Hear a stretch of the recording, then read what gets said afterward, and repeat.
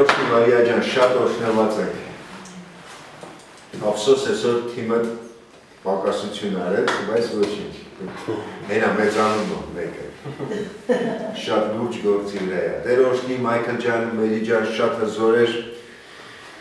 Խոսքերը շատ դուրս եկան, երկը փառաբանությունը միշտ ուժեղ է եղել, խոսքերը միշտ ուժեղ եղել, այն մասը շատ է սկիզբը, որ գերեզմանը բացեց ոչ թե մենակ իր համար քարը գլորեց, այլ որ Մարիամը ներս մտնի, մենք էլ ներս մտնենք ու տեսնենք, որ այդ գերեզմանը դատարկ է, ամեն,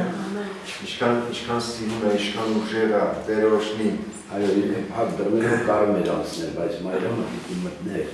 Այո, ես էլ շնորհավորում եմ Սուրբ ջան, շնորհավորում եմ Զատիկը, շնորհավորում եմ, որ Քրիստոսի հարությունը արել։ Իհարկե, այս օրը մենք նշում ենք որպես օր, մենք նշում ենք որպես օր, բայց բարը Սարգսյան, չէի ճանաչում։ Աստծո բարի որդիս, Աստծո բարի։ Ասա, որտեղ մենք որպես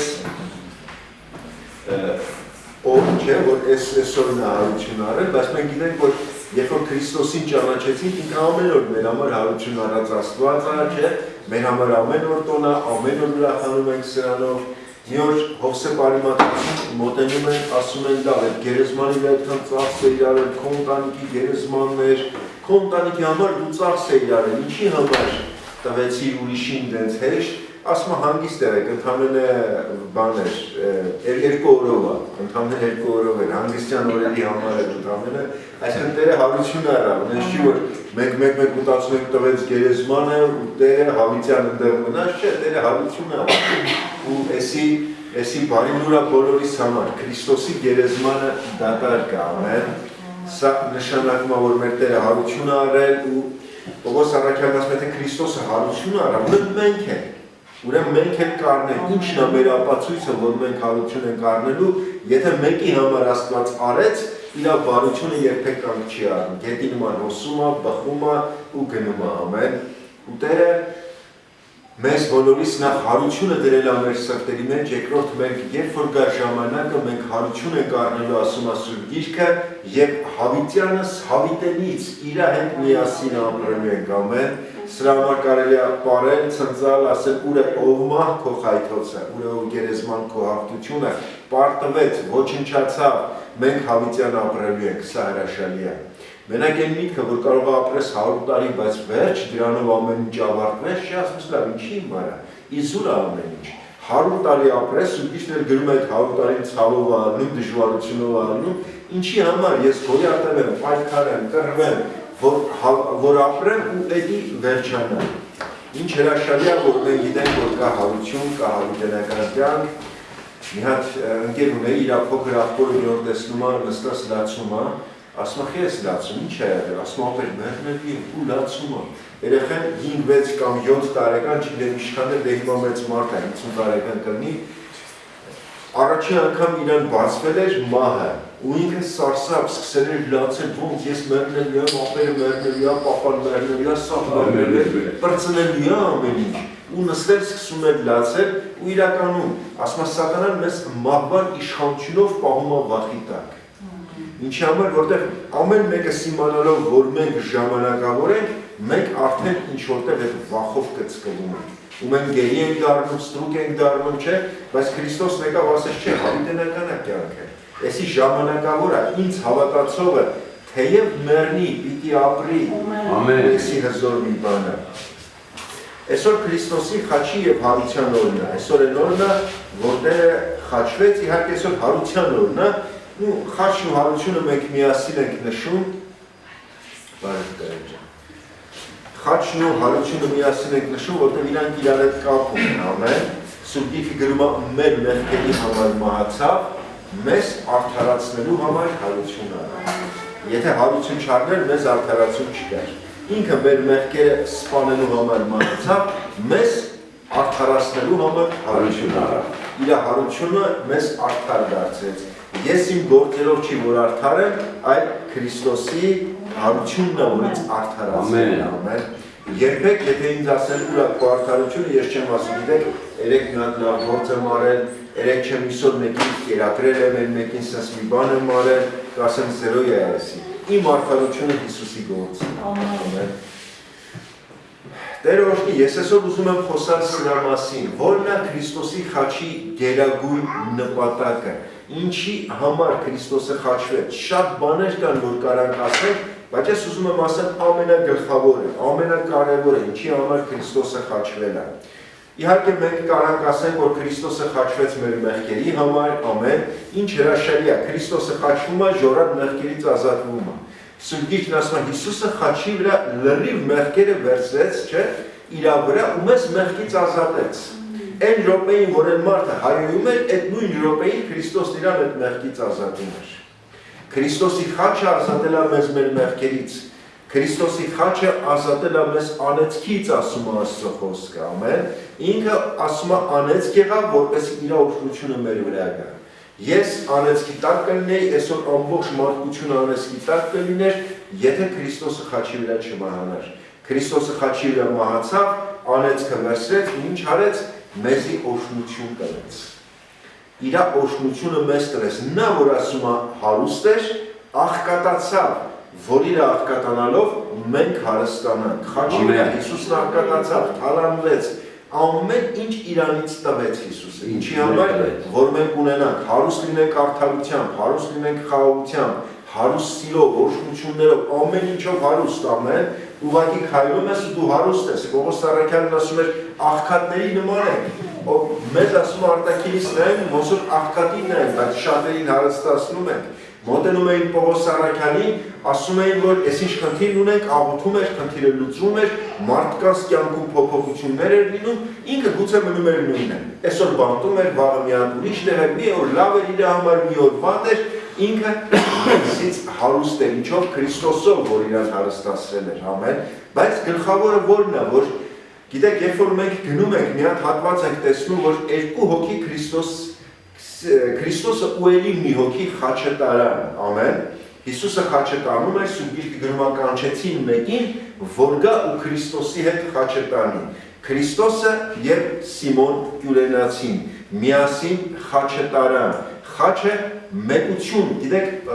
ամենակարևոր մեկությունը տեղի ունեցավ հենց այդտեղ, որ Քրիստոս թարգմանվում է օծյալ, օծություն, օծության հոսք, այսինքն աստվածային յուղի օրհնությունների օծության հոսք, աղբյուր, Քրիստոս սա է նշանակում, ու Սիմոն, որ նշանակում է լսել, ականջ ունեցող։ Մեկը որ ունի ականջ, մեկը որ ունի լսող ականջ, չէ, ականջ բոլորս ունենք, բայց ինչքան կա այդ լսող ականջը, լսել, Սիմոն թարգմանվում է լսել։ Գիտեք, Քրիստոսի խաչի ամենակարևոր գործը հետևյալն էր, Աստծո օծությունը, յուղը եւ մարդու լսողությունը մեկացան իրար հետ։ Ամենակարևոր գործը այն չի, որ ժորան ուղակի փրկվել է, իր մեղքերը ներվել են, այսօր գիտեք ամբողջ քրիստոնեությունը քայլում է մի բանով, Տերը ներել է իմ մեղքերը ու մարդիկ ապրում են սրանով, բայց ամենակարևոր գործը հետևյալն է, ինչքան է յուղ գալիս մարդու լսողության վրա, ինչքան է մարդու ականջը, մարդու լսողությունը կապված Աստծո յուղին, օծությանը, այն Սուրբ Հոգու հոսքին, որ Աստված դրել է, ու սա ամենագերագույն գործն է, եթե չկա սա, չկա ոչ մի բան։ Աստծո ամենամեծ գործը, որ արեց ու ամենամեծ նպատակը, որ ուներ, հետևյալն էր, գտներ մի հատ Սիմոն, գտներ մի հատ լսող, մի հատ լսողություն, մի հատ բաց ականջ, որ կլսի իր յուղի ձայնը, որ կընդունի Սուրբ Հոգու կանչը ու կսկսի քայլել լսելով։ Գիտեք, ամենամեծ գործը սա է, որ Աստված ուզում է։ Մենք այսօր, գիտեք, շատերս ուզում ենք Աստված լսի մեզ։ Ինչքան առավել Աստված ուզում մենք լսենք իրան։ Մենք այսօր, գիտեք, օրերով հոգս ունենք, օրերով աղոթում ենք Տեր, ես հոգսս լուծի, Տեր լսի, Տեր լսի։ Ես այս վերջերս մի բան եմ հասկացել, ես կանգնում եմ Աստծո առաջ, եթե ունեմ որևէ հոգս, ես կանգնում եմ Աստծո առաջ ու Աստծուն ասում եմ Տեր, դու լսում ես իմ այնց, ես վստահ եմ դու լսում ես, դու ամենակարող ես, դու լսող ես, ոչ մեկ քո ականջը չի փակել, դու լսում ես ինձ, ես ես հոգսը ունեմ, դու լսեցիր եկի, ես վստահում եմ քեզ, Всё, դու լսեցիր, ես մի կողմ դրեցինք, հիմա ես վստահ եմ դու լսել ես ժամանակին կանես, ամեն, ցանկացածիցս, եթե մեր երեխեքը մի բան մեզնից ուզում են, իրանք կարիք չունեն ամեն րոպե զանգել, նորից խնդրեն, պապան պատրաստ է, չէ, պապան, պապին, ով որ կնի, մաման, տատին, պատրաստ են, երբ որ նորից հետ վերադառնան, դա բերեն։ Էդի կարելի գունը լինի, այո, մեզ համբերություն ա պետք, Տերը մի անգամից չի որ դա անում է, բայց մի բան, Տեր, դու լսեցիր դա, հիմա, քանի որ դու եկի լսեցիր, ես վստահ եմ դու ժամանակին կանես, հիմա իմ ականջը քոնն է, հիմա իմ լսողությունը քեզ ա տրված, ինչ ա պետք, որ ես անեմ քո համար, հիմա դու խոսա, ամեն, գիտեք, ամենահետաքրքիր բաներից մեկը Սուրբ գրքում, որ Սամուելը, երբ որ ծնվեց, իր անունը դրեցին Սամուել, Աստված լսում է, գիտեք, անունը մի կարևոր բան հասկացավ, որ Աստված լսում է, երբ որ դու խնդրում ես իրանից։ Բայց երբ որ Սամուելը խորանում էր, հեղին ասեց, հիմա Սամուել, դու պիտի ասես, ես եմ լսում քեզ Աստված։ Գիտեք, գալիս է պահ, ոչ թե որ մենակ են, որ Աստված լսի մեզ, այսօր գիտեք 90% մեր քրիստոնյաների կախված է սրանի, Աստված կլսի մեզի, մենք նորից աղոթենք, թող Տերը լսի մեզի, աղոթք ասելով մենք շատերս հասկանում ենք մարդը խոսում է, Աստված լսում է, դա ճիշտ է, բայց դա մի կողմն է, ու եսի ամենակարճը պիտի լինի, քիչը պիտի լինի, ամենաշատ պիտի լինի եսի, Տեր, իսկ հիմա դու ես խոսում, ես եմ լսում քեզ։ Ամենակարևոր գործը խաչի հետևյալն էր, բացել մարդու ականջը Աստծո ձայնը լսելու համար, բացել մարդու սիրտը Աստծո ձայնը լսելու համար, ինչքան ենք մենք սրա մեջ, երբ որ Աննան խոսած Աստված լսեց, ինչ տվեց Աստված իրար, երեխա տվեց, երբ որ Աստված խոսած Սամուելը լսեց, ինչ ստացավ ազգը, մարգարե ստացավ, երբ որ մենք ենք խնդրում Աստծուց, ինչ որ մի բան ստանում ենք, երեխա, պտուղ, ինչ-որ մի բան չէ, ինչ-որ մի օրհնություն, երբ որ Աստված է խոսում, մենք լսում ենք, ոչ թե ուղղակի երեխա է լինում, այլ մարգարե է դառնում։ Երբ որ Աստված լսեց Աննայի տանը լույս վառվեց, ճրագ վառվեց, չէ, երեխա ծնվեց, երբ որ Աստված խոսեց, Աստծո տանը լույսը վառվեց։ Սուրբ Գիրքը գրում է լույսը մարում էր, բայց երբ որ Աստված խոսեց, մարգարե հաստատվեց, լույս վառվեց Աստծո տան մեջ։ Երբ որ ես խոսում եմ, բայց երբ որ ես գալիս եմ ու ասում եմ Տեր, հիմա ես իմ ականջը տալիս եմ քեզ։ Հիմա ես եկել եմ լսելու քո ձայնը, երբ որ Աստված է խոսում, ազգի մեջ է լույս վառվում։ Ոչ թե մենակ իմ ընտանիքի մեջ է լույս վառվում, ամբողջ ազգի մեջ է քո միջոցով լույս վառվում։ Եթե մենք նայենք Սուրբ Գիրքը կտեսնենք, որ ցանկացած Աստծո ծառա, ով լսել է Տիրոջը ազգի համար մեծ օրհնություն է եղել։ Ոչ թե մենակ իր համար մի փոքր օրհնություն, այլ ամբողջ ազգի համար օրհնություն է եղել։ Սուրբ Գիրքը գրում է, երբ որ Աստված լսեց Աննային, Աննայի բերանը բացվեց ու Աննա սկսեց օրհնել, փառաբանել, չէ՞։ Երբ որ Աստված խոսեց Սամուելի հետ ու Սամուելը լսեց, ասում Աստված որոտաց թշնամուն վրա, Աստծո բերանը բացվեց ազգի մեջ, մեծ փոփոխություն սկսեց տեղի ունենալու, ասում Աստված մեծ օրհնություն ու ազատություն տվեց ազգին։ Գիտեք, այսօր ամենամեծ խնդիրն այն չի, որ մենք չենք աղոթում Աստծուն, ամենամեծ խնդիրն այն է, որ այսօր մեր ազգը չի օգնում, որ մենք չենք լսում Աստծուն, որ մենք չենք գալիս Աստծո առաջ ու ասում Տեր, իմ լսողությունը, իմ ականջը բերել եմ քո ներկայության մեջ, ուզում եմ ասես ու ես անեմ։ Լսել ասելով մենք չենք հասկանում ուղղակի լսողություն, ամեն։ Երբ որ ասում եք, այս երեխան լսող չի, ոչ չենք ասում խուլը, ասում եք հնազանդ չի, ամեն։ Մենք այս իմաստով ենք ասում։ Լսել Տիրոջը նշանակում է լսել ու անել Աստծո ասածը։ Հավատացեք, եթե այսօր Աստված գտնի գոնե մի ականջ, որ լսում, հնազանդվում է իրան, գոնե մի սիրտ, որ լսում ու հնազանդվում է իրան, Աստված մեծ շարժ կանի ազգի մեջ։ Աստված ազգի մեջ իր լույսը կվարի, մարգարեներին կբարձրացնի, Աստված մեծ փոփոխություն կբերի իր ազգի մեջ։ Այնինչ մենք շարունակում ենք էլի լինել մարդիկ, որ գալիս ենք, աղոթում ենք իմ ես հոգսը, նայեք այդ բոլոր հոգսերն Աստված լսել է։ Ու պետք չի Աստծուն նորից այդ նույն հոգսը կրկնել, ասել, նորից ասել։ Աստված ասում է լավ, հասկացանք, ես լսեցի, երբ որ գար ժամանակը, ես դա կանեմ, ես դրա համար ժամանակ ունեմ։ Ճիշտ ժամանակին ես դա կատարելու եմ, դա լինելու է, բայց այսօր մի բան եմ ուզում, դու երբ ես ինձ լսելու, դու երբ ես ինձ լսելու և հնազանդվելու, ու այսօր Աստված ամեն մեկից մեր ամբողջ ազգին, եկեղեցիներին, մեզ, ինձ ամեն մեկից կանչում է իրան լսելուն, ամեն, խաչի ամենամեծ գործը սա էր։ Անպայման Աստծուն Սիմոն անունով մարդ էր պետք։ Գիտեք, դա կանչված էր անելու Պետրոսը, որ էլի անունը Սիմոն էր։ Բայց քանի որ Սիմոնը պատրաստ չէր դա անելու, Աստված նախորոք հոգացել է մի հատ հեռու տեղից Կյուրենիան հունական մի հատ քաղաք է, որտեղ շատ հրեաներ էին ապրում։ Մարդիկ հազիվ փախել էին, գնացել էին, այս Սիմոն Կյուրենացին հանկարծ մի հատ միտք է գալիս, որ ես պիտի գնամ այնտեղ արտ առնեմ, տուն առնեմ ու նորից ապրեմ Երուսաղեմում։ Հետ պիտի գնամ, ինչի համար, չգիտեմ։ Բայց Աստված մղել էր իրան, ինչի համար, որտեղ Սիմոն Պետրոսը դեռ պատրաստ չէր սրան։ Սիմոն Պետրոսի ներսում կար հպարտություն եւ վախ, որ խանգարում էին։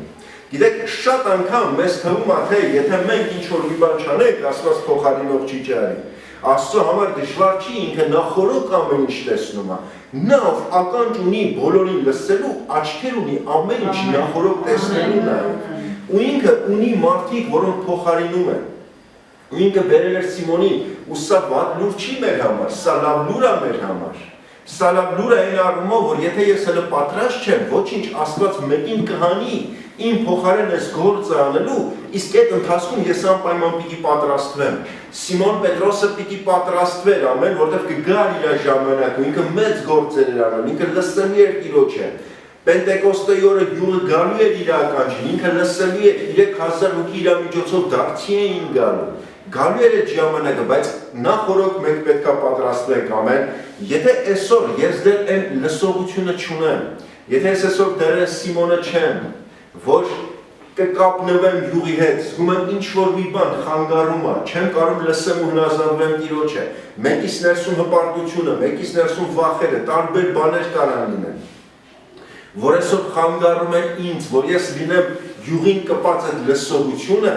ոչինչ, բայց ես կարամ պատրաստվեմ, ամեն, ու Աստված ուզում է այսօր մենք պատրաստվենք, մեր սրտերը պատրաստենք։ Գիտեք, Սողոմոնը տաճար սարքեց, ես մի երկու բան եմ ուզում ասեմ պատրաստվելու համար։ Առաջին բանը, երբ որ մտնում էիր Սողոմոնի տաճար, դու տեսնում էիր զոհասեղան։ Զոհասեղանը շատ բարձր էր, Սողոմոնը սովորական զոհասեղան չկառուցեց։ Մովսեսի կառուցած զոհասեղանը 70 սանտիմետր, այսքան էր։ Քահանան գալիս կանգնում էր սենց ու գործ էր անում ուղղակի։ Իր զոհերն անում էր, իր աշխատանքը ծառայությունն անում էր։ Սողոմոնն ասեց, չէ, սխալ է սա։ Պիտի 4.5 մետր բարձրություն ունենա զոհասեղանը։ Ինչի համար, որ քահանան չկարողանա գործ անի։ Եթե ուզում է գործ անի, պիտի բարձրանա կանգնի այդ զոհասեղանի վրա։ Գիտեք, Սողոմոնը մի բան էր ուզում, քահանան ոչ թե մենակ պիտի ծառայի, քահանան պիտի նվիրվի։ Քահանան մինչև զոհը դնելը իրան պիտի դնի այդ զոհասեղանը։ Սողոմոնի զոհասեղանը այնքան բարձր էր, որ քահանան բարձրանում էր, ինքը կանգնում էր զոհասեղանի մեջ, նա ինքը նվիրվում էր զոհասեղանի Տիրոջը, Աստծուն, հետո նոր այդտեղ զոհ էր անում։ Գիտեք, եթե մենք ուզում ենք պատրաստվենք, եթե մենք ուզում ենք մեր ներսի հպարտություն, վախ, նման բաներ, եթե մենք ուզում ենք այն բաները, որ մեզ խանգարում են, որ մենք պատրաստվենք Աստծո յուղի համար լսողություն լինելու, Սիմոն դառնալու, ճիշտ ժամանակին, ճիշտ տեղի Սիմոնը լինելու, լսողը լինելու, առաջին բանը, որ ես պիտի անեմ, նախ եւ առաջ ինձ պիտի դնեմ Աստծո զոհասեղանին։ Ես ինքս պիտի նվիրվեմ Տիրոջը, ամեն, իմ անձը պիտի նվիրեմ Աստծուն։ Մովսեսի ժամանակվա քահանան ծառայությունն անում էր, բայց իրան չէր նվիրում Աստծուն։ Ինքը ծառայության ժամերը գիտեր, ինքը գիտեր ինչ պիտի անի, գալիս էր կողից ձեռի հետ գործն անում գնում էր։ Բայց Սողոմոնն ասեց, սենց պիտի չլինի, դու պիտի նվիրվես Տիրոջը։ Առաջինը ես իմ անձը պիտի բերեմ ու դնեմ զոհասեղանին, դեռ ես ամբողջությամբ քո զոհասեղանի վրա եմ։ Պողոս առաքյալն ասում էր, եթե մեկն ուզում է եպիսկոպոսություն անի, լավ բան է ուզում։ Բայց ասում են, իմ ուզածը սա չի, իմ ուզածը ձեր հավատքի համար զոհասեղանին դրվելն է։ Գիտեք, մարդիկ կան կարան եպիսկոպոս լինեն եւ այլն, վերակացու լինեն, բայց նվիրված չլինեն Աստծուն։ Կարան նաեւ նվիրված լինեն, բայց ամենակարևորը, եթե մենք ուզում ենք մեր կյանքում իսկականից գա հաջողություն, մեր կյանքում իսկականից գա երջանկություն, գիտեք, դու կարաս ունենաս երազանքներիդ իրականացում, բայց դու երջանիկ չլինես։ Դու երջանիկ չլինես ինչի համար, որովհետև ինքդ Աստծուն նվիրված չես, Ինքդ Աստծուն կպաշ չես սրտով։ Երջանկությունը երազանքների իրականացման մեջ չի, ես անցած Կիրակի էլ ասեցի։ Գիտեք, դու կարող ես Սաուլի նման թագավոր դառնաս, շատ բարձր բաների հասնես, բայց դառը կյանք ունենաս։ Ինչի համար, որտեղ Աստծո հետ չես։ Երջանկությունը Աստծո հետ եղած հարաբերության մեջ է։ Երբ որ մենք նվիրվում ենք Տիրոջը, երբ որ ես նվիրվում եմ Տիրոջը, այս սրա մեջ է հաղթանակը։ Առաջին բանը, եթե մենք ուզում ենք պատրաստենք զոհասեղանի համար, եթե մենք ուզում ենք ունենանք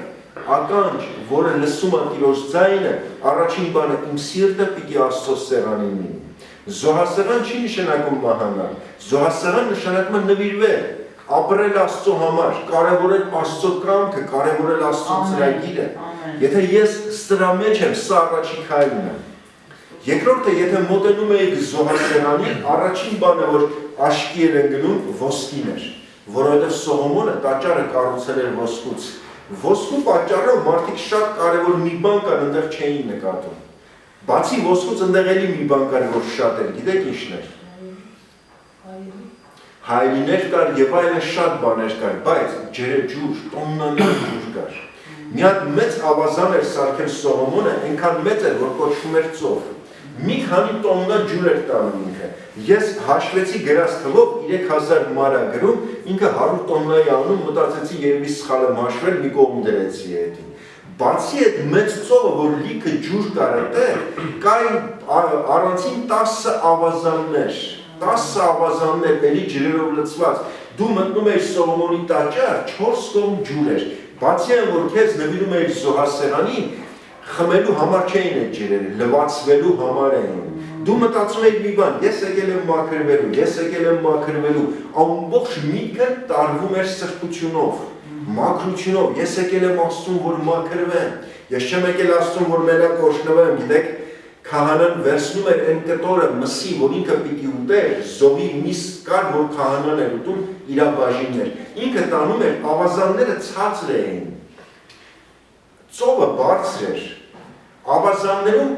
միսը պիտի լվար, իսկ բարձր տեղում ինքը պիտի լվացվեր, տարբերությունը սրա մեջ էր, գիտեք, երբ որ ինքը վերցնում էր այն կերակուրը, որ պիտի ուտեր, ինքը գնում էր ավազանի մոտ, ինքը խոնարհվում էր, ցածր իջնում ու սկսում էր լվալ։ Երբ որ մենք Քրիստոսի զոհի հետ սկսում ենք հարաբերվել, սա խոնարհեցնում է մեզ, սա մեզ երկրպագույ է դարձնում, որտեղ մենակ այն, որ դու հասկանում ես ինչ է արել Տերը զոհվեց, որ դու առաջ գնաս, Տերը հիվանդություններ կրեց, գիտեք, քո մեջ գալիս է երկրպագություն, խոնարհվել, ինքը խոնարհվելով մաքրում էր զոհը, մտածում էր սա նա է, որ ես պիտի ուտեմ, սա իմ կերակուրն է, Քրիստոսի սրբությունը, Քրիստոսի կյանքը, Քրիստոսի զորությունը, ամեն ինչ իմ կերակուրն է։ Երբ որ կարմիր ծով անցնելուց առաջ կերան գարի միսը, կարմիր ծովը ճեղքվեց իրանց համար։ Եթե մենք մենակ իմանանք ինչ անշնակում Քրիստոս ուտել, մենք գալիս ենք Քրիստոսի մոտ ու մենք մտածում ենք էլի նույն աշխարհիկ կերակուրների մասին։ Ես եկել եմ Քրիստոսին, ինչի համար, որովհետև ունենամ լավ մեքենա, ունենամ լավ տուն, ունենամ առողջություն, ունենամ լավ օրհնություններ, իմ կյանքում ամեն ինչ իրական կլինի, չէ՞, ամեն ինչ լավ կլինի, լավ ընտանիք, լավ ամուսնություն, սրանք հրաշալի բաներ են, ու Տերը պատրաստ է սրանք մեզ տալու, բայց կար հոգևոր կերակուր, որը երբ որ ուտում էր Իսրայելի ժողովուրդը, կարմիր ծովը ճեղքվում էր իրանց առաջ, երկնքից ամեն օր մանանա էր գալիս իրանց համար, իրանց կյանքը վերածվում էր հրաշքի, իրանց կյանքը փոխվում էր, ուրիշ մի բան էր դառնում, ինչի համար, որտեղ հոգևոր կերակուրի համար էին գալիս իրան, գալիս էին հոգևոր կերակուրի համար, գալիս էին ու սա վերցնում էին ու Աստված ուզում է, որ սա վերցնենք, իրանք երկրպագությունով այդ զոհը մաքրում էին, որ պիտի ուտեին, սա խոնարհեցնում էր իրանց, բայց երբ որ խոսքը գնում էր իրանց անձնական մաքրվելու համար, իրանք բարձրանում էին, որ մաքրվեին, իրանք բարձրանում էին այդ ծով, այդ ավազանը, որը մոտ 3 մետր բարձրություն ուներ, իրանք գտնում էին այդտեղ լվացվելու համար, էլ չէին երևում, իրանք ծածուկ էին դառնում, իրանք թաքնվում էին ու մի բան, ինչն էր իրանց մաքրում, իրանց բարձրանալը ամեն,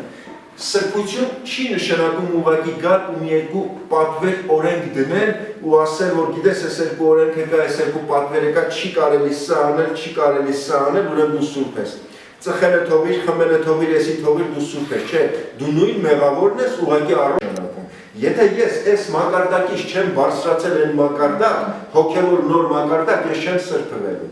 Սրբությունը նոր հանդիպում է, նոր մակարդակ է, սա ներսում է տեղի ունենում։ Եսայի մարգարեն տեսավ Տիրոջը, որ գովում էին ու ասում էին սուրբ, սուրբ, սուրբ է զորքերի Տերը, ասեց ես պիղծ շուրթեր ունեմ, բայց ոնց եմ անելու, հրեշտակ եկավ կրակը կպցրեց շուրթերին, ասեց քո մեղքը ներվավ, դու սուրբ չես խոսա, քո շուրթերը պիղծ չեն լինի։ Գիտեք Եսային ինչ էր ասել, Եսային ասել էր ես պիղծ շուրթեր ունեմ ու պիղծ շուրթերով ժողովրդի մեջ ապրում եմ։ Ես պիղծ շուրթեր ունեմ ու պիղծ շուրթերով ժողովրդի մեջ ապրում եմ։ Երբ որ Աստծուն հանդիպեց ու հետ եկավ, ժողովուրդը գիտեք ինչի վրա զարմացավ։ Եսային էլ իրաց նման չէր ստում։ Էլ պիղծ բաներ չէր ասում, զարմացան։ Դու մեր նման էիր խոսում, հա մարգարե էիր, հրաշալի մարգարե էիր, կողից լավ զոհասեղանի վրա գործ էիր անում, էս ինչ եղավ քեզի։ Ինչի համը ոնց եղավ, ինչ արի որ ոչ մի բան Տիրոջը տեսա սրբության մեջ կրակ կպավ շուրթերից։ Ես ոչ մի բան չեմ արել, ես ոչ մի պատվիրան չեմ ձգտել պահելու սրա համար։ Ես ուղղակի Տիրոջ հետ նոր մակարդակ եմ բարձրացել։ Գիտեք, նոր մակարդակ բարձրանալն է, հոգևոր, երբ որ դու Աստծո հետ հանդիպում ես, ինքը քեզ վերցնում ես մակարդակից դնում ան վերև, դու մի անգամից տեսնում ես մեղքեր կային քո կյանքում, սովորույթներ կային քո կյանքում, եւ չկան սրանք։ Ու երբ որ քահանան լվում էր զոհը ջրի մեջ, այդ ամբողջ ջուրը պատվում էր արյունով։ Ու քահանան իրան տեսնում էր արյան մեջ։ Էսի ամենակարևոր գործերից մեկն է, դու չես կարող նոր մակարդակ բարձրանաս, եթե մինչև է քեզ Քրիստոսի արյան մեջ չես տեսել։ Ամեն բան սկսում է նրանից դու քեզ արյան մեջ Քրիստոսի տեսնում ես, թե չէ։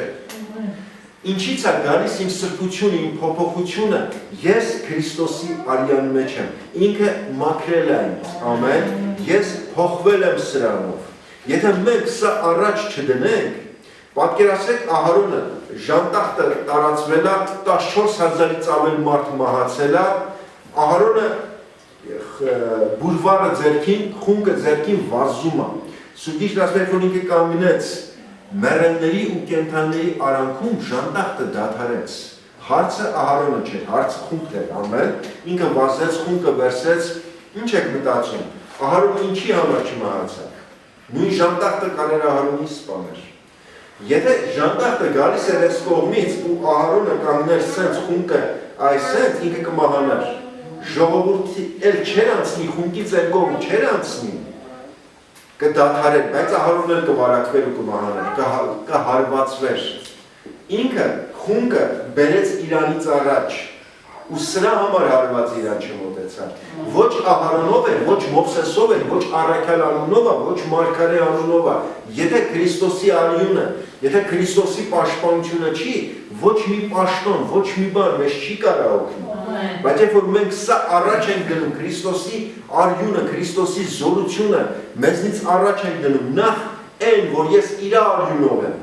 Իր արյունն է ինձ մաքրել, իր արյունն է ինձ սրբել, իր զոհն է ինձ բժշկել, ինչ որ եմ իր զոհով եմ։ Երբ որ ես սա հասկանում եմ, ժանտախտը լինի, ինչը լինի, չի կարող մեզ կրկնել։ Ինքը կգա ու ոնց եկել այդպես կգնա, ամեն, չի հարվածի մեզ, ինչի համար, որտեղ մենք սա առաջ ենք դնում։ Ու այսօր Աստված ուզում է, որ իսկապես մենք սա հասկանանք ու մեր կյանքում սա առաջ դնենք։ Երբ որ ես պատրաստվեմ, Աստված ինձ կսկսի օգտագործել որպես Սիմոն։ Ես կլինեմ այն մարդը, որ լսողությունը, Քրիստոսի խաչը, ինձ ու յուղը, Աստծո օծությունը կմիացնի իրար, կմեկացնի, ես կսկսեմ լինել լսող ու կատարող։ Ու սրա համար մինչև այդ իզուր չի, որ ես Սիմոնը հենց ականջեր կտրել դրանից առաջ։ Գիտեք, վերջի հրաշքը, որ եղել է Սուրբ Գրքի մեջ, այսինքն Քրիստոսի միջոցով վերջի հրաշքը, ականջ կպցնելն է եղել, ականջ բուժելն է եղել։ Ինչ էր անում Սիմոնը, ականջ էր կտրում։ Ինչ արեց Քրիստոսը, ականջ բուժեց։ Այսօր ով եմ ես, ականջ կտրող, թե ականջ բուժող։ Մենք շատ անգամ կարող ենք այնքան խոսանք մարդկանց ականջը կտրենք։ Մենք կարող ենք այնքան վատ խոսանք, այնքան, գիտեք, դառը խոսանք, այնքան կոպիտ խոսանք, այնքան սխալ խոսանք մարդկանց ականջները կտրենք։ Հիսուսը այնքան քաղցր էր խոսում, Հիսուսը այնքան ճիշտ էր խոսում, Հիսուսը բժշկում էր մարդկանց անսողությունը։ Այսօր ես ով եմ, այն Սիմոն Պետրոսն եմ, որ ականջա կտրում, թե Սիմոն Պետրոսն եմ, որ հետագայում դարձավ մարդկանց ականջները, որ ինքն էր Պողոսն էր ասում էին մարդկանց հետ քաղցր խոսացեք, մարդկանց փոխեք, մարդկանց քասություն տանեք, այսօր մենք կանչված ենք սրա համար, մենք կանչված ենք այդ բժշկությունն անելու համար։ Ում ականջը կտրեց Սիմոն Պետրոսը, Սուրբ Գիրքը գրում է Մախքոս անունով մի հատ մարդու, որը քահանայի ծառա էր։ Գիտեք, Մախքոս թարգմանվում է արքա, թագավոր։ Ոնց կարաս դու արքա թագավորը լես ու մի հատ քահանայի ծառա ես։ Ինչքան սարսափելի է մենք, որ կանչված ենք արքաներ լինելու, քահանայական թագավորություն, թագավորներ լինելու, կանչված ենք սրան, բայց ինչ որ մի ավանդույթի, ինչ որ մի բանի դեր ծառայենք, ինչ որ մի բանի, որ կրոնական է, որ եկել է, նստել է, մեկս մեղքի, մեկս ինչ որ մի բանի դեր շարունակում ենք ծառայել։ Պետրոսը կտրեց այդ ականջը, ամենամեծ առաքելական գործը հենց էդի է։ Այդ ականջը կտրելն է, այդ ծառայությանը տրված ականջը կտրելն է, որ Հիսուսը բժշկի, թույլ տալ, որ Հիսուսը հետո բժշկի ամեն, մենք ամեն մեկս կանչված ենք մի բանի համար, որ մեր ազգի սխալ ականջը կտրենք ու թույլ տանք, որ Տերը բժշկի, որովհետև վերստին ծնված քրիստոնյաները արքաներ են Քրիստոսով, ամեն, թագավորներ են, բայց կարող մենք դեռ մեր ականջը տվել ենք ինչ որ մի ծառայության ու շարունակում ենք այդ ծառայության մեջ ապրել։ Բայց գործը որն է առաքյալի, մարգարեի, քահանայի կտրել այդ ականջը ու տանել բժշկության, ամեն, ու տանել, որ Քրիստոսը բժշկի, ասում աչականջը կտրեց։ Աչը միշտ առատության խորհուրդն է Սուրբ Գրքի մեջ, ասեց ուրկանը աչ գցեք և կգտնեք։